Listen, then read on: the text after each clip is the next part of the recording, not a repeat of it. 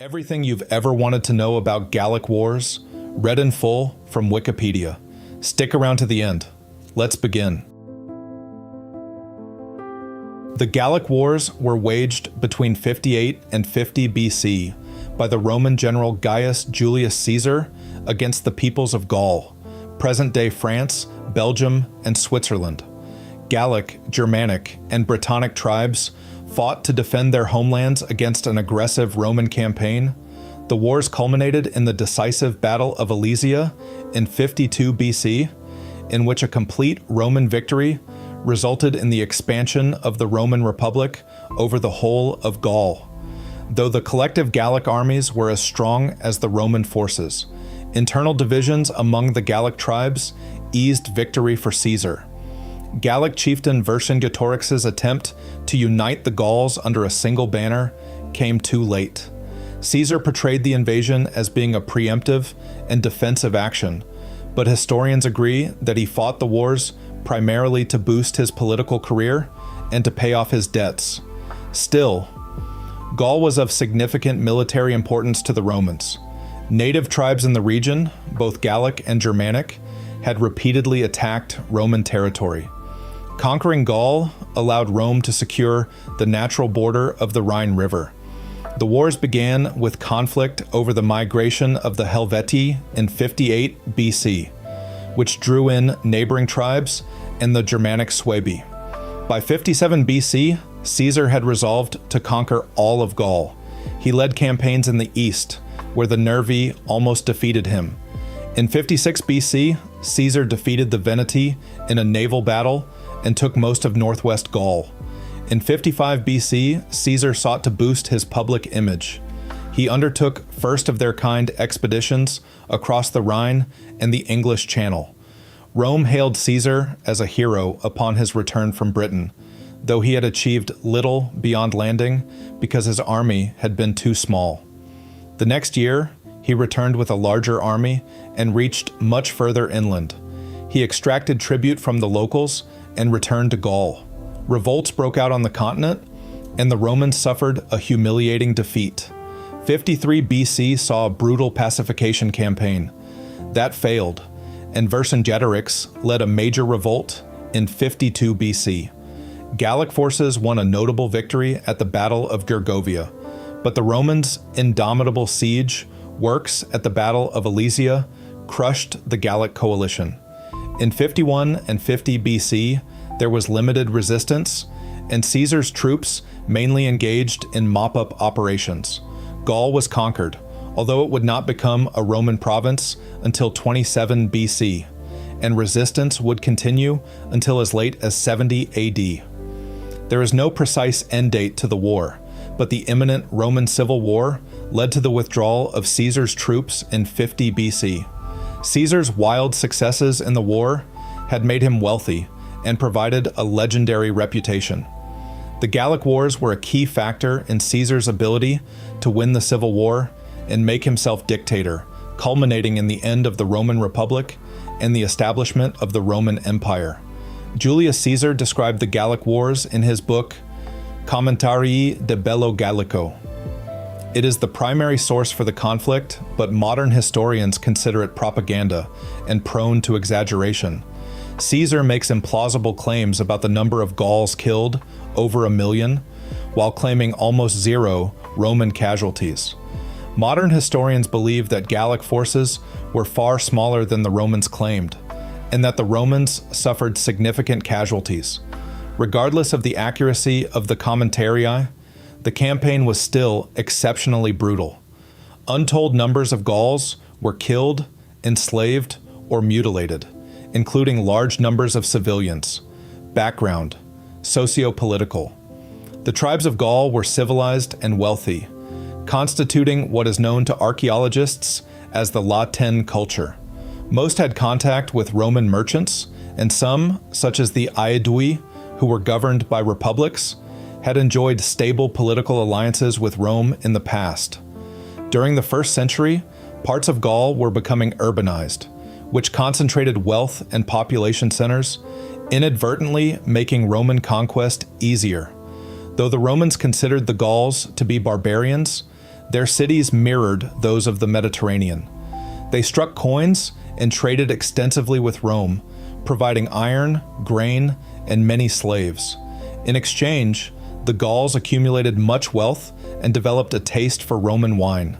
The contemporary writer Diodorus explains that part of the conception of Gallic barbarity was because they drank their wine straight, unlike the supposedly civilized Romans who watered down their wine first. However, the Romans realized the Gauls were a powerful fighting force and considered some of the most barbaric tribes to be the fiercest warriors, as they were supposedly uncorrupted by Roman luxuries. Military. The Gauls and the Romans had significantly different military strategies. The Roman army was extremely disciplined, kept standing between conflicts, and made mostly of heavy infantry.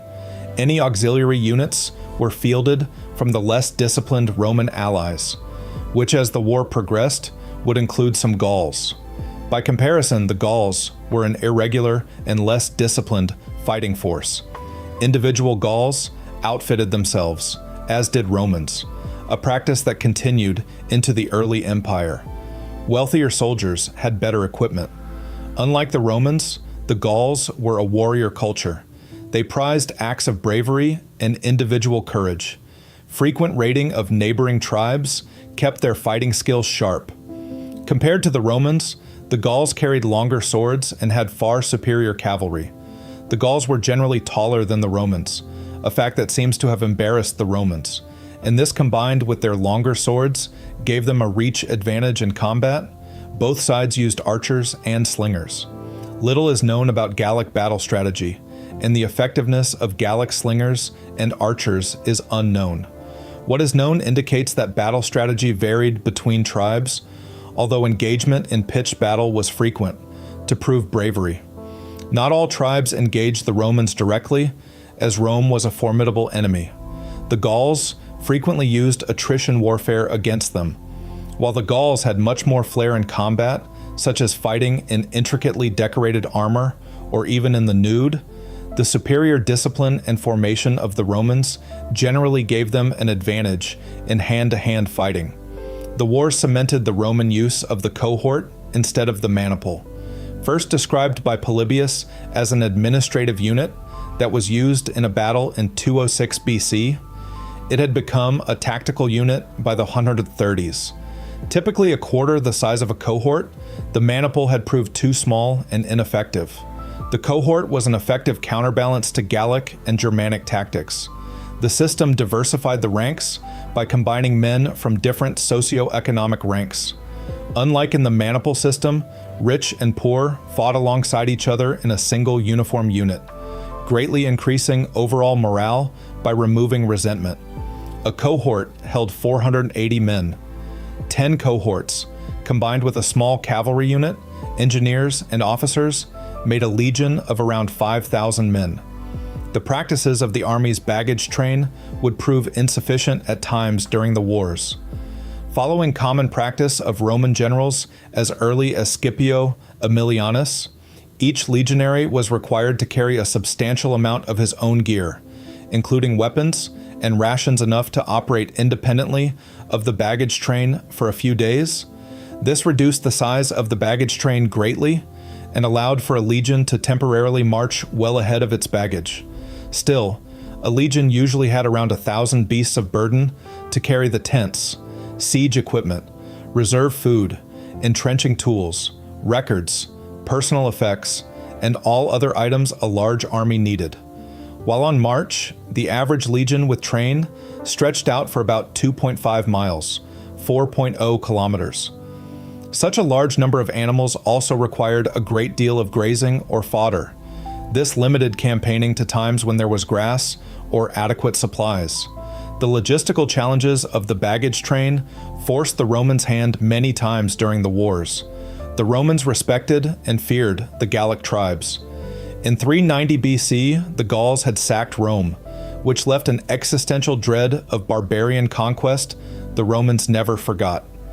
In 121 BC, Rome conquered a group of southern Gauls and established the province of Transalpine Gaul in the conquered lands. Only 50 years before the Gallic Wars, in 109 BC, Italy had been invaded from the north and saved by Gaius Marius, maternal uncle to Julius Caesar, only after several bloody and costly battles. Around 63 BC, when a Roman client state, the Gallic Arverni, conspired with the Gallic Sequani and the Germanic Suebi nations east of the Rhine to attack the Gallic Aedui, a strong Roman ally, Rome turned a blind eye. The Sequani and the Arverni defeated the Aedui in 63 BC at the Battle of Magetabriga. Julius Caesar. Rising politician and General Julius Caesar was the Roman commander and agonist of the war. As a result of the financial burdens of being consul, the highest office in the Roman Republic, in 59 BC, Caesar had incurred significant debts. To strengthen Rome's position among the Gauls, he had paid substantial money to Ariovistus, king of the Suebi, to cement an alliance. Through his influence as part of the First Triumvirate, the political alliance which comprised Marcus Licinius Crassus, Pompey, and himself. During his consulship, Caesar had secured his assignment as proconsul, governor, to two provinces, Cisalpine Gaul and Illyricum, by passage of the Lex Vatinia. When the governor of Transalpine Gaul, Metellus Celer, died unexpectedly, the province was also awarded to Caesar at the suggestion of Pompey and Caesar's father-in-law, Lucius Calpurnius Piso Caesoninus. In the law granting him command of the provinces, Caesar was given a 5-year term as proconsul. This was longer than the traditional 1-year term that consuls received, enabling him to engage in a military campaign without fear of command turnover. Caesar had 4 veteran legions under his direct command initially: Legio VII, Legio VIII, Legio IX, Hispana, and Legio X. As he had been governor of Hispania Ulterior in 61 BC and had campaigned successfully with them against the Lusitanians, Caesar knew most, perhaps even all, of the legions personally. He also had the legal authority to levy additional legions and auxiliary units as he saw fit. The assignment of the province that comprises what is now northern Italy was helpful to his ambitions. The Po Valley and the adjoining regions had large numbers of Roman citizens who could be enticed to sign up for legionary service. His ambition was to conquer and plunder some territories to get himself out of debt. It is possible that Gaul was not his initial target. He may have been planning a campaign against the kingdom of Dacia in the Balkans instead. However, a mass migration of Gallic tribes in 58 BC provided a convenient casus belli, and Caesar prepared for war. History. Beginning of the wars. Campaign against the Helvetii. The Helvetii were a confederation of about 5 related Gallic tribes that lived on the Swiss plateau, hemmed in by the mountains and the rivers Rhine and Rhone. They had come under increased pressure from Germanic tribes to the north and the east, and began planning for a migration around 61 BC. They intended to travel across Gaul to the Saintonge region of modern France, a route that would have taken them around the Alps and through lands of the Aedui, a Roman ally, into the Roman province of Transalpine Gaul. As word of the migration spread, neighboring tribes grew concerned, and Rome sent ambassadors to several tribes to convince them not to join the Helvetii. Concern grew in Rome that the Germanic tribes would fill in the lands vacated by the Helvetii. The Romans much preferred the Gauls to the Germanic tribes as neighbors. One of the consuls of 60, Metellus, and one of 59 BC, Caesar, both wanted to lead a campaign against the Gauls, though neither had a casus belli at the time. On 28th March in 58 BC, the Helvetii began their migration, bringing along all their peoples and livestock. They burned their villages and stores to ensure the migration could not be reversed. Upon reaching Transalpine Gaul, where Caesar was governor, they asked permission to cross the Roman lands. Caesar entertained the request, but ultimately denied it. The Gauls turned north instead, entirely avoiding Roman lands. The threat to Rome was seemingly over, but Caesar led his army over the border and attacked the Helvetii unprovoked. So began what historian Kate Gilliver describes as an aggressive war of expansion led by a general who was seeking to advance his career. Caesar's consideration of the Gallic request to enter Rome was not indecision, but a play for time. He was in Rome when news of the migration arrived, and he rushed to Transalpine Gaul, raising 2 legions and some auxiliaries along the way. He delivered his refusal to the Gauls and then promptly returned to Italy to gather the legions he had raised on his previous trip and 3 veteran legions. Caesar now had between 24,000 and 30,000 legionary troops, and some quantity of auxiliaries, many of whom were themselves Gauls. He marched north to the river Saône, where he caught the Helvetia in the middle of crossing. Some 3/4 had crossed, he slaughtered those who had not. Caesar then crossed the river in 1 day, using a pontoon bridge. He followed the Helvetii, but chose not to engage in combat, waiting for ideal conditions. The Gauls attempted to negotiate, but Caesar's terms were draconian, likely on purpose, as he may have used it as another delaying tactic. Caesar's supplies ran thin on 20 June, forcing him to travel towards Allied territory in Bebract. While his army had easily crossed the Saône, his supply train still had not. The Helvetii could now outmaneuver the Romans, and had time to pick up Boii and Tulingi allies. They used this moment to attack Caesar's rearguard, Battle of Bebract. In the ensuing Battle of Bibracte, the Gauls and Romans fought for the better part of the day. After a hotly contested battle, the Romans eventually gained victory. Caesar had set up his legions on the slope of a hill, which put the Gauls at a disadvantage as they had to fight uphill. The Helvetii started the battle with a probable feint, which the Romans easily repulsed. However, the Boii and Tulingi then outmaneuvered the Romans and attacked their right flank. At this point, the Romans were surrounded. A heated battle ensued. The men in the legion's last line were ordered to turn their backs around. They now fought on 2 fronts instead of just being attacked in the rear, which Gilliver describes as a brilliant tactical decision. Eventually, the Helvetii were routed and fled. The Romans chased the now outnumbered Boii and Tulingi back to their encampments, killing the fighters as well as slaying the women and children. Caesar's army rested for 3 days to tend to the wounded. They then gave chase to the Helvetii, who surrendered. Caesar ordered them back on their lands to provide a buffer between Rome and the even more feared Germanic tribes. In the captured Helvetian camp, Caesar claims that a census written in Greek was found and studied. Of a total of 368,000 Helvetii, of whom 92,000 were able-bodied men, only 110,000 survivors remained to return home. Historians believe the total was likely between 20,000 to 50,000, with the excess exaggerated by Caesar for propaganda purposes. See Historiography section below for a detailed accounting. Bibracte. Then the commercial hub of the Gallic Aedui tribe would again play a crucial role during the Gallic uprising of 52 BC. Vercingetorix himself met with other Gallic leaders there to plot the rebellion against Caesar and the Romans. After Vercingetorix's revolt failed, Bibracte was slowly abandoned for other more prosperous settlements nearby. Campaign against the Suebi. Caesar then turned his attention to the Germanic Suebi, whom he also wished to conquer. The Senate had declared Ariovistus, king of the Suebi, a friend and ally of the Roman people, in 59 BC. So Caesar needed a convincing casus belli to betray the Suebi.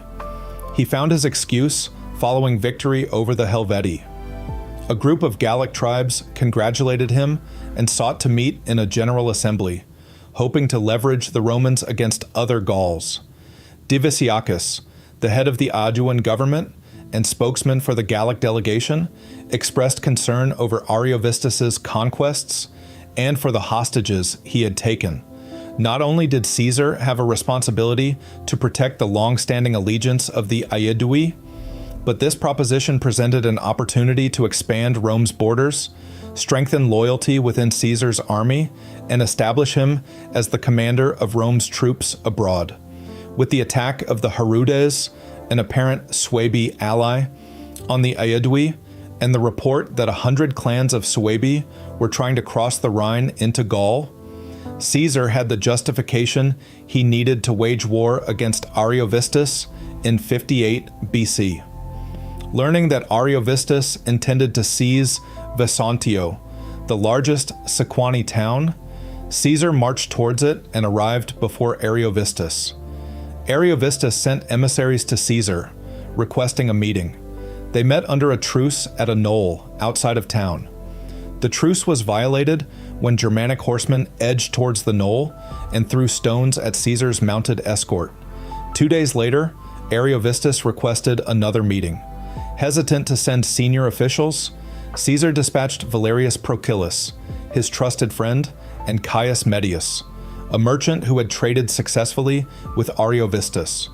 Insulted, Ariovistus threw the envoys in chains. Ariovistus marched for 2 days and made camp 2 miles, 3.2 kilometers, behind Caesar, thus cutting off his communication and supply lines with the allied tribes.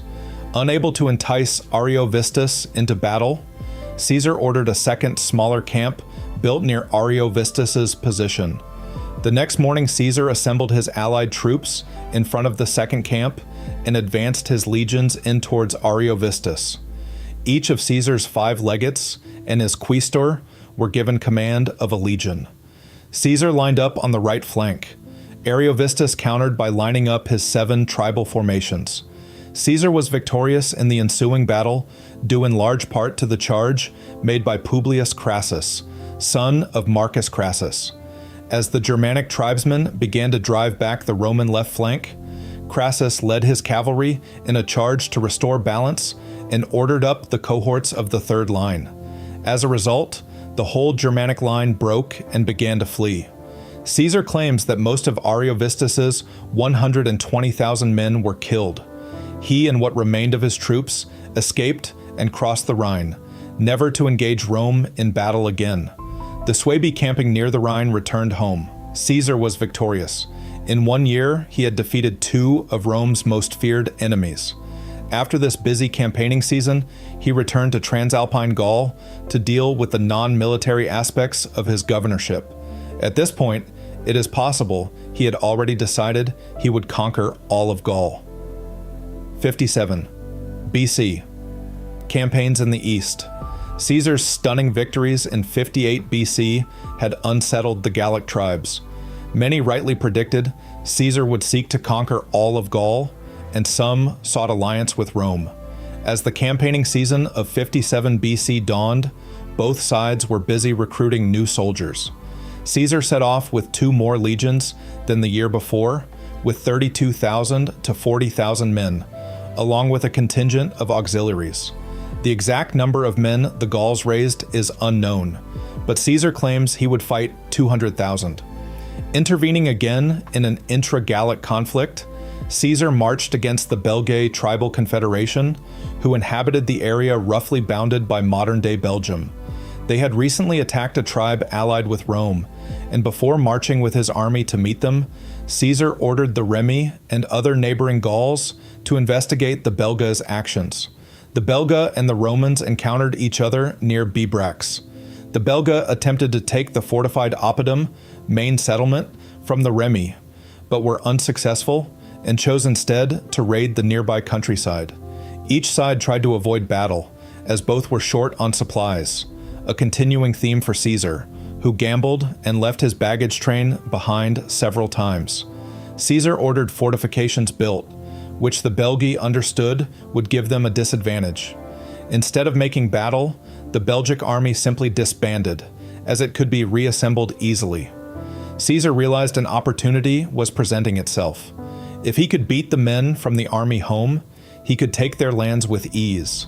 His army's travel speed proved to be a crucial aspect of his ensuing victories. He rushed to the Belgic Suessiones Oppidum at what is now Villeneuve-Saint-Germain and laid siege to it. The Belgic army nullified Caesar's advantage by sneaking back into the city under cover of darkness. The Roman siege preparations proved to be the decisive factor. Grand Roman-style siege warfare was unknown to the Gauls, and the might of the Romans' preparations drove the Gauls to surrender promptly. This had a ripple effect. The nearby Bellovaci and Ambiones surrendered immediately afterward, realizing the Romans had defeated a powerful army without any combat. Not all the tribes were so cowed, though. The Nervi allied with the Atrebates and Viromandui and planned to ambush the Romans. The ensuing Battle of the Sabas was nearly a humiliating defeat for Caesar, and the Roman victory was very hard won. Nervi ambush. The Battle of the Sabes. The Nervi set up an ambush along the river Sambra, lying in wait for the Romans who arrived and started setting up camp. The Romans detected the Nervi, and the battle began with the Romans sending a light cavalry and infantry force across the river to keep the Nervi at bay, while the main force fortified its camp. The Nervi easily repulsed the attack.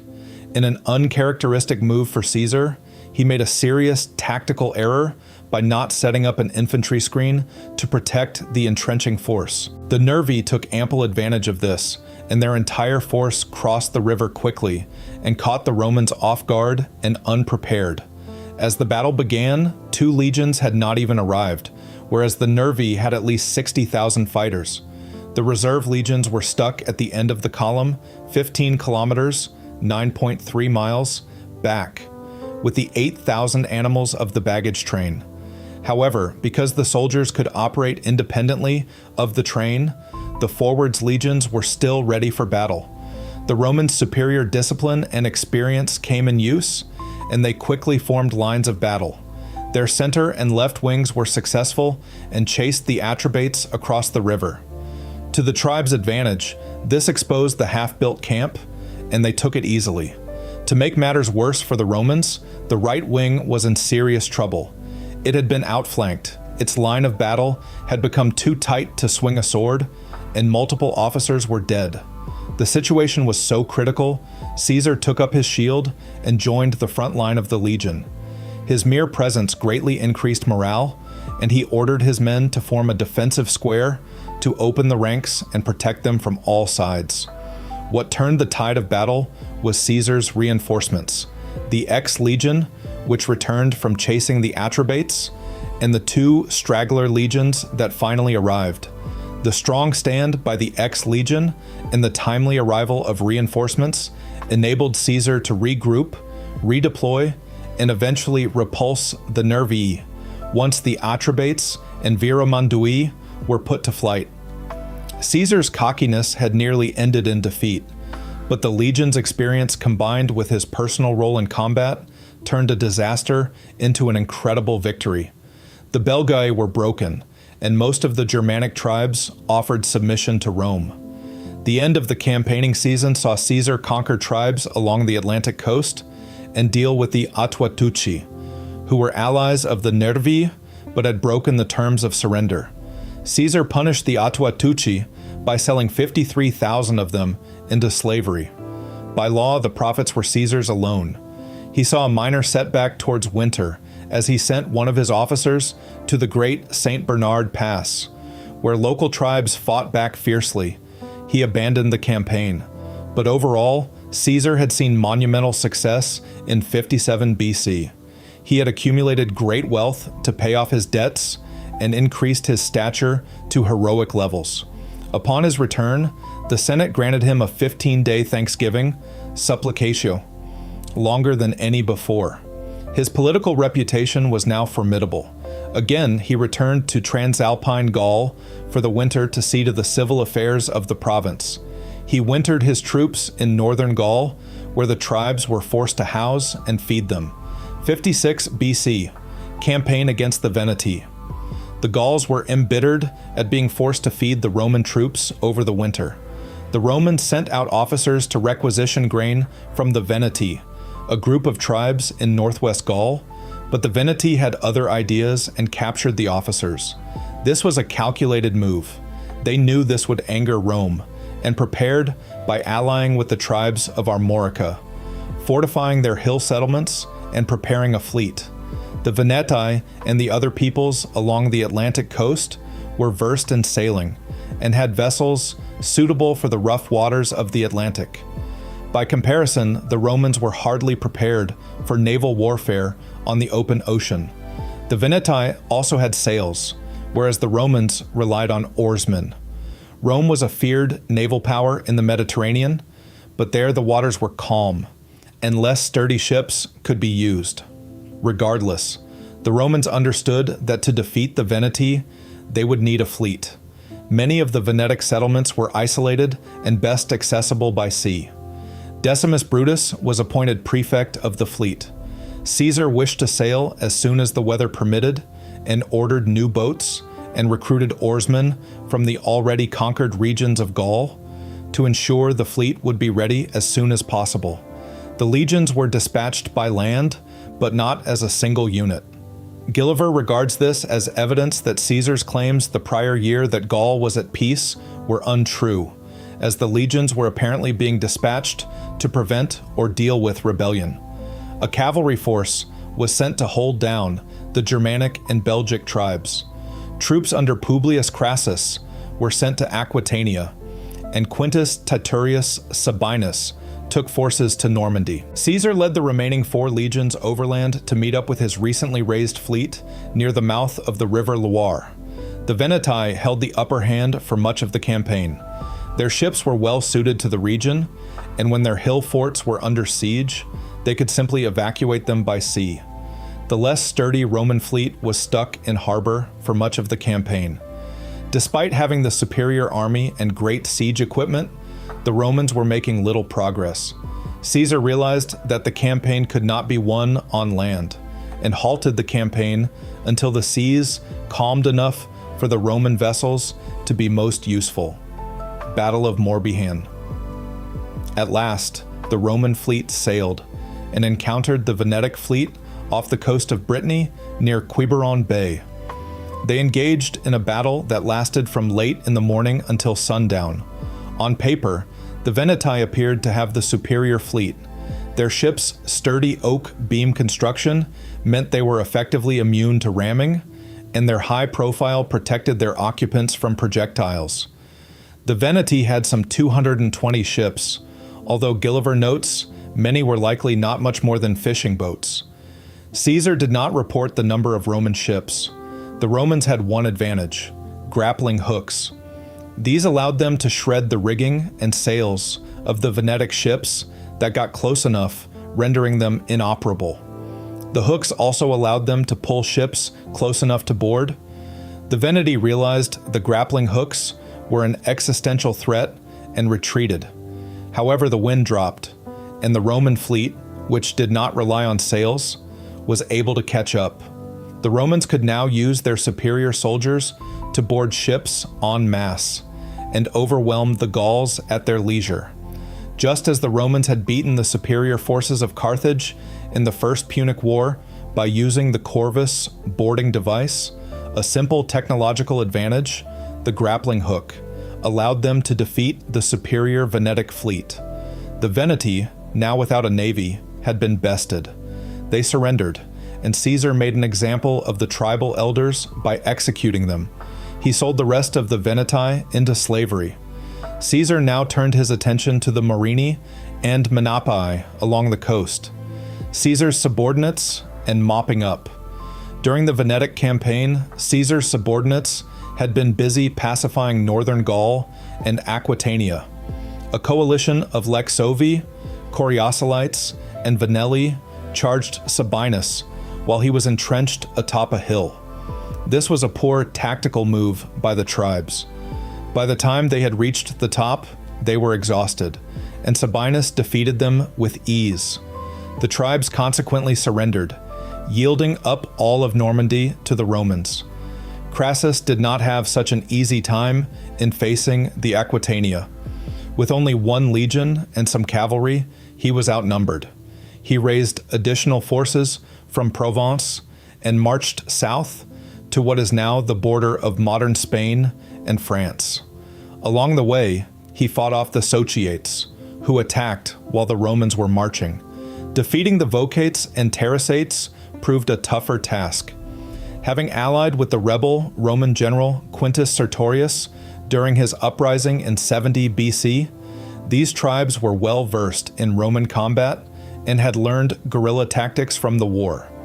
They avoided frontal battle and harassed supply lines and the marching Romans.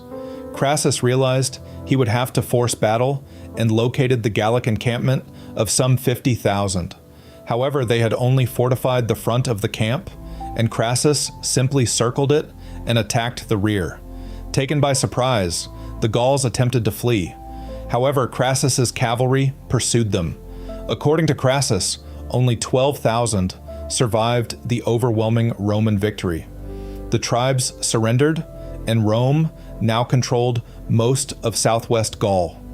Caesar finished the campaign season by trying to take out the coastal tribes who had allied with the Veneti. However, they outmaneuvered the Romans. Due to superior knowledge of the local terrain, which was heavily forested and marshy, and a strategy of withdrawing there, they avoided battle with the Romans. Poor weather worsened the situation, and Caesar could do little more than raid the countryside. Realizing he would not meet the Gauls in battle, he withdrew for the winter. This was a setback for Caesar, as not pacifying the tribes would slow his campaigns the next year. The legions overwintered between the rivers Saône and Loire, on the lands which they had conquered during the year. This was Caesar's punishment to the tribes for having fought against the Romans. Non-military business for Caesar during the year included the politically pivotal Lucca Conference in April, which gave him another 5 years as governor, allowing time to finish his conquest of Gaul. In exchange, Pompey and Crassus would share the consulship for 55 BC, which further cemented the first triumvirate. 55-54 BC, invasions of Britain. 55 BC, crossing the Rhine and the English Channel. A need for prestige more than tactical concerns likely determined Caesar's campaigns in 55 BC, due to Pompey and Crassus's consulship. On the one hand, they were Caesar's political allies, and Crassus's son had fought under him the year before, but they were also his rivals, and had formidable reputations. Pompey was a great general, and Crassus was fabulously wealthy. Since the consuls could easily sway and buy public opinion, Caesar needed to stay in the public eye. His solution was to cross two water bodies no Roman army had attempted before, the Rhine and the English Channel. Crossing the Rhine was a consequence of Germanic Celtic unrest. The Suebi had recently forced the Celtic Usipetes and Tencteri from their lands, who resultingly had crossed the Rhine in search of a new home. Caesar, however, had denied their earlier request to settle in Gaul, and the issue turned to war. The Celtic tribes sent out a cavalry force of 800 against a Roman auxiliary force of 5,000 made up of Gauls, and won a surprising victory.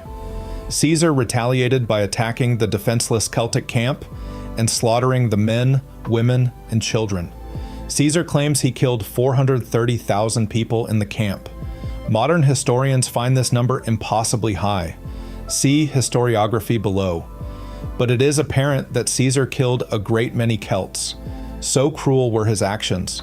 His enemies in the Senate wished to prosecute him for war crimes once his tenure as governor was up and he was no longer immune from prosecution.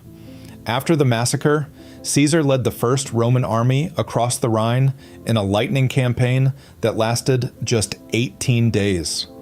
Historian Kate Gilliver considers all of Caesar's actions in 55 BC to be a publicity stunt, and suggests that the basis for continuing the Celtic-Germanic campaign was a desire to gain prestige.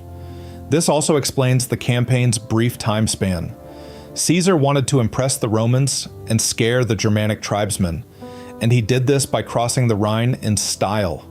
Instead of using boats or pontoons, as he had in earlier campaigns, he built a timber bridge in a mere 10 days. He walked across, raided the Suebic countryside, and retreated across the bridge before the Suebic army could mobilize.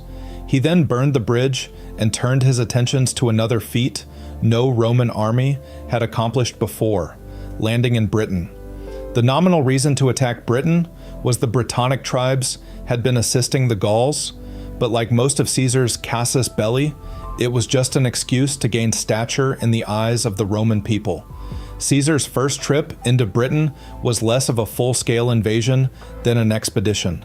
He took only 2 legions from his army. However, his cavalry auxiliaries were unable to make the crossing despite several attempts. Caesar crossed late in the season and in great haste, leaving well after midnight on 23rd August. Initially, he planned to land somewhere in Kent, but the Britons were waiting for him. He moved up the coast and landed. Modern archaeological finds suggest at Pegwell Bay, but the Britons had kept pace and fielded an impressive force, including cavalry and chariots. The legions were hesitant to go ashore. Eventually, the ex-legion's standard bearer jumped into the sea and waded to shore. To have the legion's standard fall in combat was the greatest humiliation, and the men disembarked to protect the standard bearer. After some delay, a battle line was finally formed, and the Britons withdrew. Because the Roman cavalry had not made the crossing, Caesar could not chase down the Britons.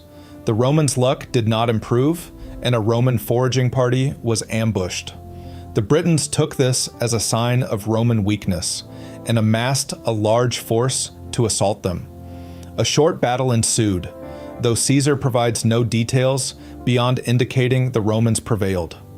Again, the lack of cavalry to chase down the fleeing Britons prevented a decisive victory. The campaigning season was now nearly over, and the legions were in no condition to winter on the coast of Kent. Caesar withdrew back across the Channel. Gulliver notes that Caesar once again narrowly escaped disaster. Taking an understrength army with few provisions to a far-off land was a poor tactical decision, which easily could have led to Caesar's defeat, yet he survived. While he had achieved no significant gains in Britain, he had accomplished a monumental feat simply by landing there. It was a fabulous propaganda victory as well, which was chronicled in Caesar's ongoing Commentarii de Bello Gallico.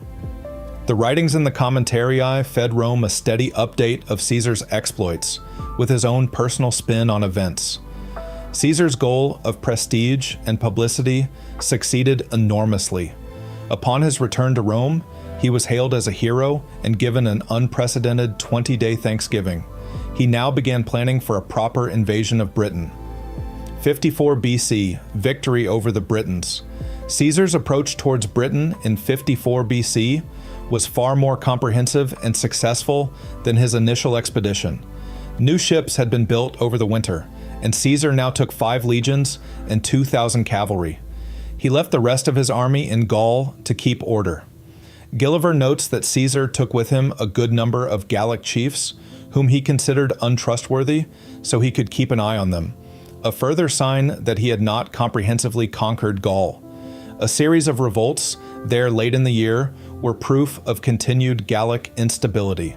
Caesar landed without resistance and immediately went to find the Brittonic army. The Britons used guerrilla tactics to avoid a direct confrontation. This allowed them to gather a formidable army under Cassivellaunus, king of the Catavellani. The Brittonic army had superior mobility due to its cavalry and chariots, which easily allowed them to evade and harass the Romans. The Britons attacked a foraging party, hoping to pick off the isolated group, but the party fought back fiercely and thoroughly defeated the Britons. They mostly gave up resistance at this point, and a great many tribes surrendered and offered tribute. The Romans assaulted Cassivellaunus's stronghold, likely modern-day Wheat Hampstead, and he surrendered. Caesar extracted payment of grain, slaves, and an annual tribute to Rome. However, Britain was not particularly rich at the time.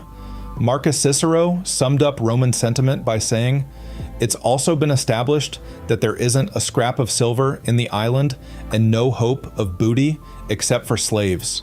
And I don't suppose you're expecting them to know much about literature or music." Regardless, this second trip to Britain was a true invasion, and Caesar achieved his goals. He had beaten the Britons and extracted tribute. They were now effectively Roman subjects. Caesar was lenient towards the tribes as he needed to leave before the stormy season set in, which would make crossing the Channel impossible.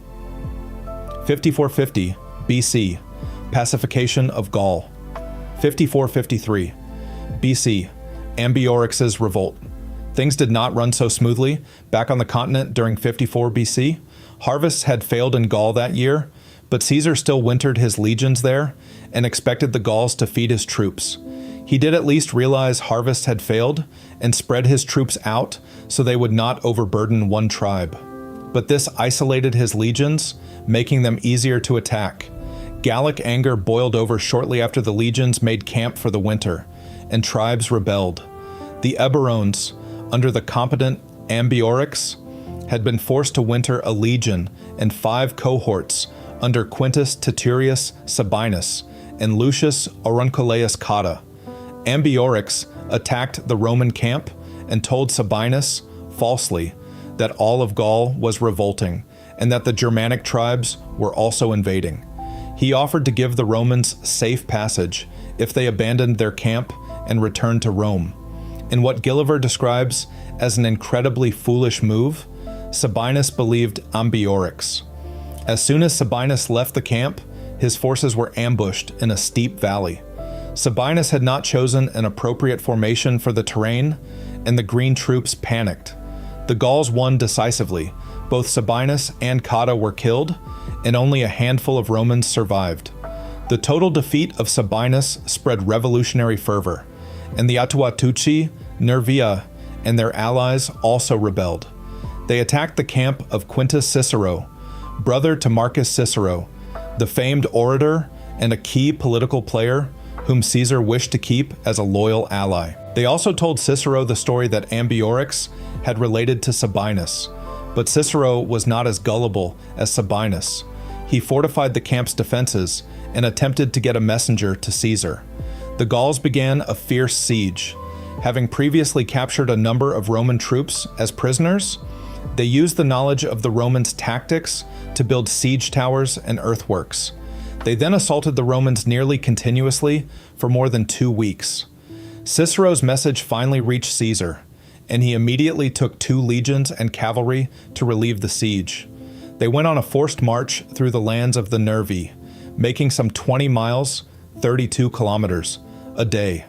Caesar defeated the 60,000-strong Gallic army and finally rescued Cicero's legion. The siege resulted in a more than 90% casualty rate for Cicero's men. Caesar's praise of Quintus, Cicero's tenacity was unending. The winter uprising of 54 BC had been a fiasco for the Romans. 1 legion had been lost entirely, and another almost destroyed. The revolts had shown the Romans were not truly in command of Gaul. In 53 BC, Caesar set out on a campaign to subjugate the Gauls completely and forestall future resistance. Down to 7 legions, he needed more men. 2 more legions were recruited, and 1 was borrowed from Pompey. The Romans now had 40,000, 50,000 men. Caesar began the brutal campaign early, before the weather had warmed. He focused on a non-traditional campaign, demoralizing populations and attacking civilians. He assaulted the Nervi and focused his energy on raiding, burning villages, stealing livestock, and taking prisoners. This strategy worked, and the Nervi promptly surrendered. The legions returned to their wintering spots until the campaign season started fully. Once the weather warmed, Caesar pulled a surprise attack on the Senones. Having had no time to prepare for a siege or even withdraw to their oppidum, the Senones also surrendered. Attention turned to the Menapii, where Caesar followed the same strategy of raiding he had used on the Nervi. It worked just as well on the Menapii, who surrendered quickly. Caesar's legions had been split up to put down more tribes, and his lieutenant Titus Labienus had with him 25 cohorts, about 12,000 men, and a good deal of cavalry in the lands of the Treveri, led by Induciamaris. The Germanic tribes had promised aid to the Treveri, and Labienus realized that his relatively small force would be at a serious disadvantage. Thus he sought to bait the Treveri into an attack on his terms.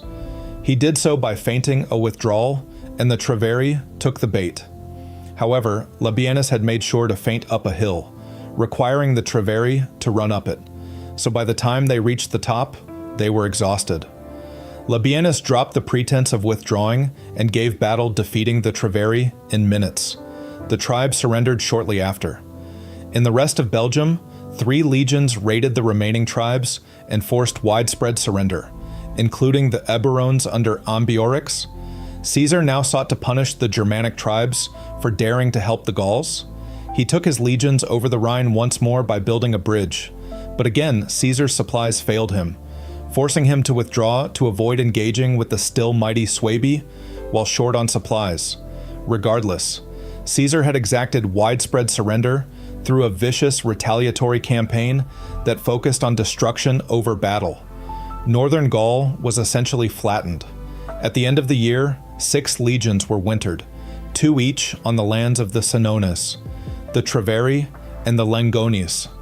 Caesar aimed to prevent a repeat of the previous disastrous winter, but given the brutality of Caesar's actions that year, an uprising could not be stopped by garrisons alone. 52 BC, Vercingetorix's revolt.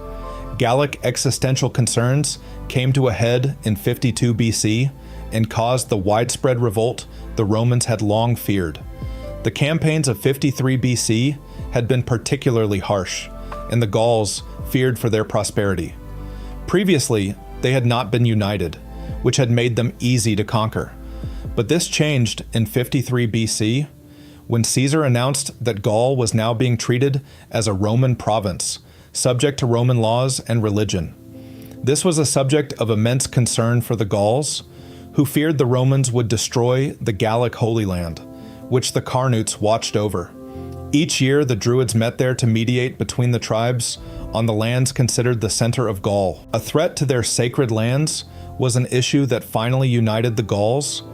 Over the winter, the charismatic king of the Arverni tribe, Vercingetorix, assembled an unprecedented grand coalition of Gauls.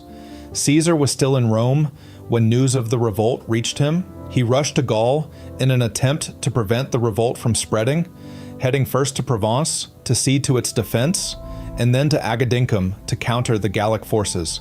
Caesar took a winding route to the Gallic army to capture several oppida for food. Vercingetorix was forced to withdraw from his siege of the Boii capital of Gorgobina. The Boii had been allied to Rome since their defeat at Roman hands in 58 BC. However, it was still winter, and he realized the reason Caesar had detoured was that the Romans were low on supplies. Thus, Vercingetorix set out a strategy to starve the Romans. He avoided attacking them outright and raided foraging parties and supply trains instead. Vercingetorix abandoned a great many oppida, seeking only to defend the strongest and to ensure the others and their supplies could not fall into Roman hands.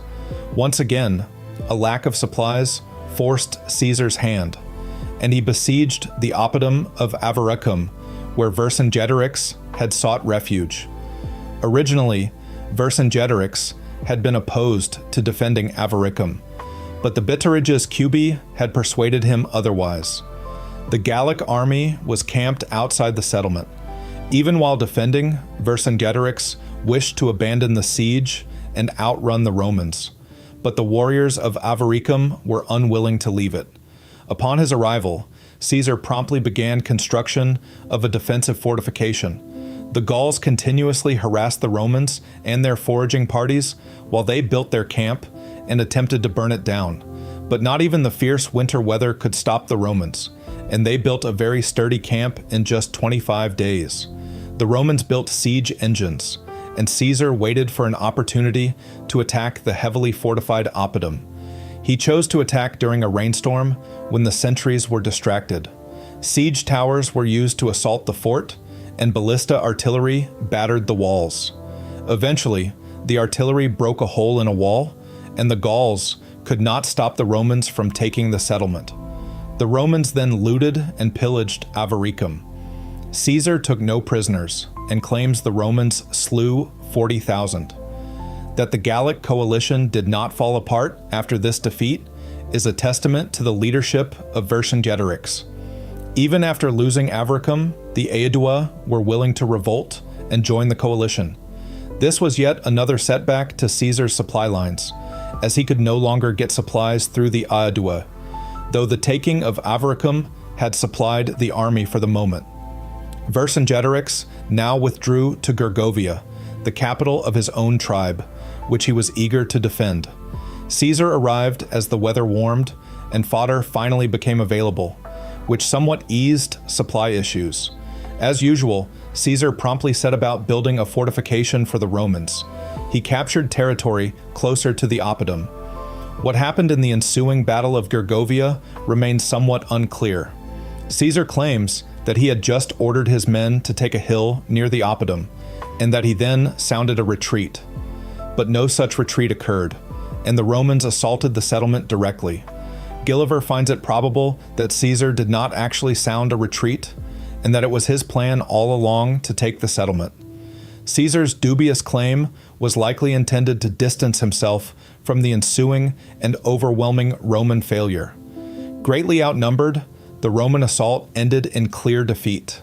Caesar claims that 700 of his men died, including 46 centurions, although the actual numbers are likely much higher. Caesar withdrew from the siege, and Vercingetorix's victory attracted many more Gallic tribes to his cause. Despite their loss, the Romans still convinced numerous Germanic tribes to join them after the battle. Vercingetorix chose to defend the Mandubae Oppidum of Alesia next, in what would become the Siege of Alesia. He assembled some 100,000 warriors. After the poor performance at Gergovia, Caesar felt a direct assault on the Gauls was no longer a viable solution, so he opted to simply besiege the settlement and starve out the defenders. Vercingetorix was fine with this, as he intended to use Alesia as a trap to lay a pincer attack on the Romans and sent a call for a relieving army at once. Vercingetorix likely did not expect the intensity of the Roman siege preparations. Although modern archaeology suggests that Caesar's preparations were not as complete as he describes, it is apparent that he laid some incredible siege works. Over the span of a month, the Romans built some 25 miles, 40 kilometers, of fortifications. These included a trench for soldiers, an anti-cavalry moat, towers at regular intervals, and booby traps in front of the trenches. The fortifications were dug in two lines, one to protect from the defenders and one to protect from the relievers. Archaeological evidence suggests the lines were not continuous, as Caesar claims, and made much use of the local terrain, but it is apparent that they worked. Vercingetorix's relieving army arrived quickly, yet concerted, coordinated attacks by both the defenders and relievers failed to oust the Romans. After numerous attacks, the Gauls realized they could not overcome the impressive Roman siege works. At this point, it became clear that the Romans would be able to outlast the defenders and that the revolt was doomed. The relieving army melted away.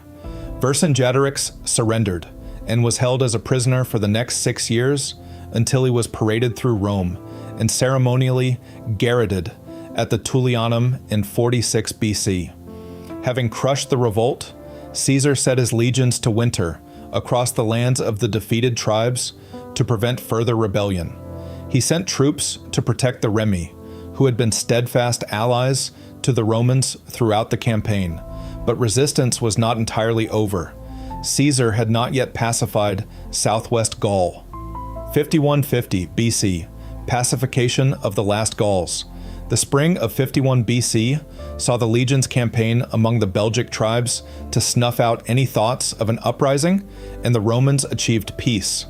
But two chiefs in southwest Gaul, Draps and Lucterius, remained openly hostile to the Romans and had fortified the formidable Cadorci Oppidum of Uxellodunum. Gaius Caninius Rebellus surrounded the Oppidum and set the siege of Uxellodunum, focusing on building a series of camps, a circumvallation, and disrupting Gallic access to water.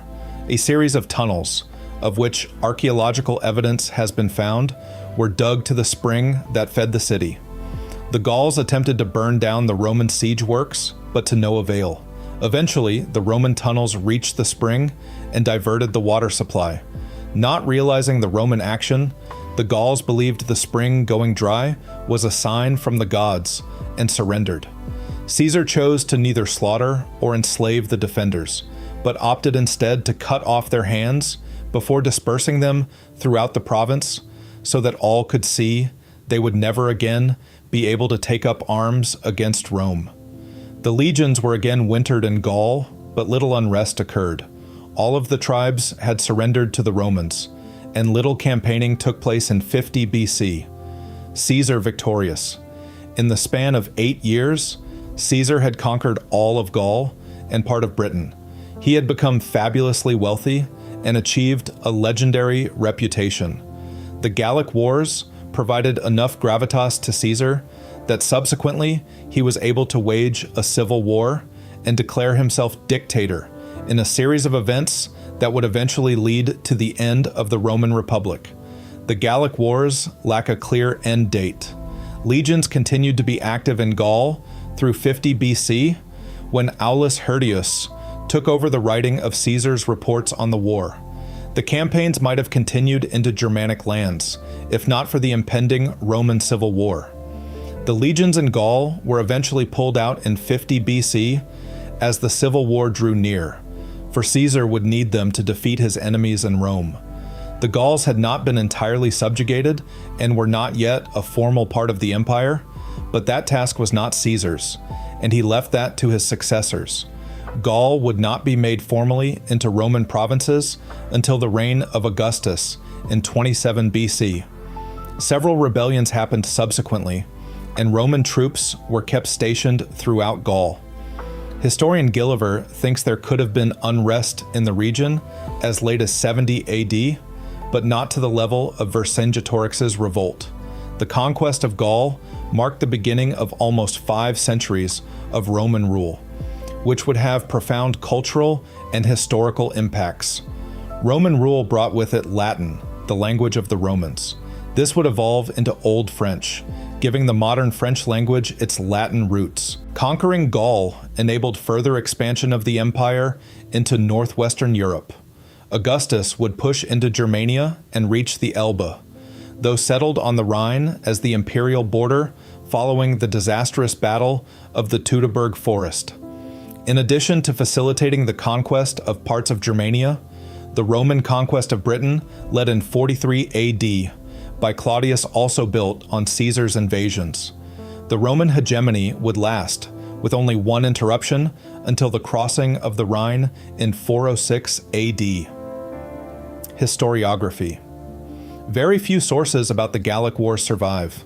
The Gauls did not record the history of their peoples, and thus any Gallic perspective has been lost to time. The writings of Julius Caesar remain the main source of information, which complicates the task of historians as it is biased in his favor. Only a handful of other contemporary works refer to the conflict, but none as in-depth as Caesar's, and most rely on Caesar's account. The fact that he conquered Gaul is certain. The details, however, are less clear. The Commentarii. The main contemporary source for the conflict is Julius Caesar's Commentarii de Bello Gallico, which was largely taken as truthful and accurate until the 20th century. As late as 1908, Camille Julien wrote a comprehensive history of Gaul and took Caesar's account as unerring. But after World War II, historians began to question if Caesar's claims stood up. Historian David Henniger takes issue with the supposed population and warrior counts. Caesar claims that he could estimate the population of the Helvetii because in their camp there was a census, written in Greek on tablets, which had shown 263,000 Helvetii and 105,000 allies, of whom exactly 1/4, 92,000, were combatants. But Henniger points out that such a census would have been difficult to achieve by the Gauls, that it made no sense to be written in Greek by non-Greek tribes, and that carrying such a large quantity of stone or wood tablets on their migration would have been a monumental feat. Henniger finds it oddly convenient that exactly 1/4 were combatants, suggesting that the numbers were more likely exaggerated by Caesar than counted by census. Contemporary authors also estimated the population of the Helvetii and their allies was lower. Livy surmised that there were 157,000 overall, though Hennig still believes this number is inaccurate. Hans Delbruck estimates that there were at most 20,000 migrating Helvetii, of whom 12,000 were warriors. Gilliver thinks there were no more than 50,000 Helvetii and allies. During the campaign against the Usipetes and the Tenceri, Caesar makes the incredible claim that the Romans attacked a camp of 430,000. Their victory was total. They lost not a single soldier, and that upon losing the tribes, committed mass suicide. Hennig finds this entire story impossible, as did Ferdinand Lot, writing in 1947. Lot was one of the first modern authors who directly questioned the validity of these numbers, finding a fighting force of 430,000 to have been unbelievable for the time.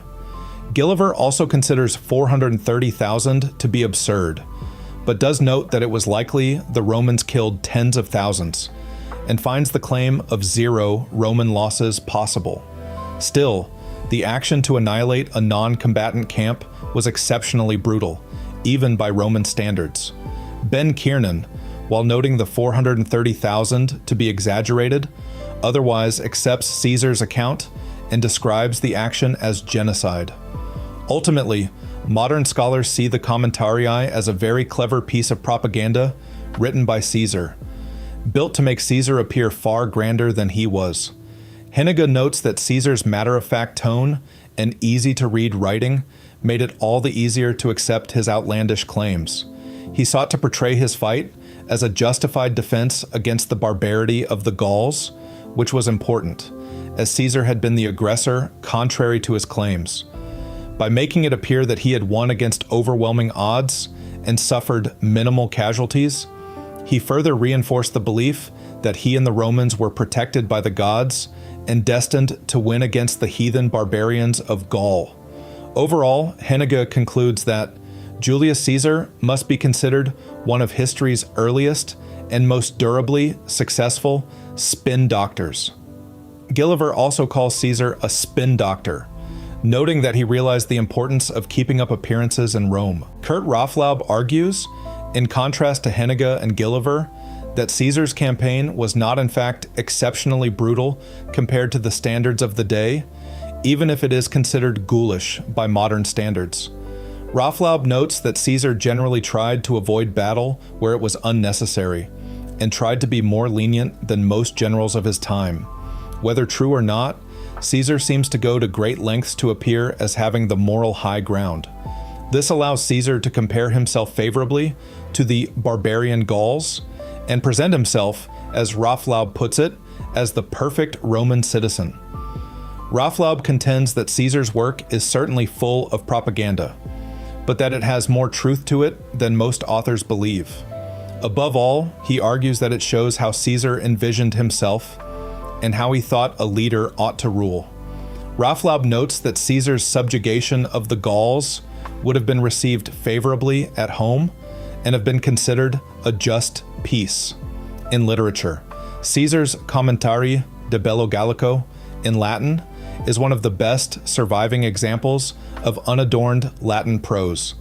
It has consequently been a subject of intense study for Latinists and is one of the classic prose sources traditionally used as a standard teaching text in modern Latin education. It begins with the oft-quoted phrase, Gallia est omnis divisa in partes tres, meaning Gaul is a whole, divided into 3 parts. The introduction is world-famed for its overview of Gaul. The Gallic Wars have become a popular setting in modern historical fiction, especially that of France and Italy. In addition, the comic Asterix is set shortly after the Gallic Wars, where the titular character's village is the last holdout in Gaul against Caesar's legions. That's the complete article.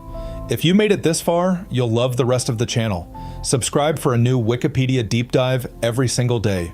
The next video is on screen now, and if there's a topic you want narrated, drop it in the comments. Thanks for watching.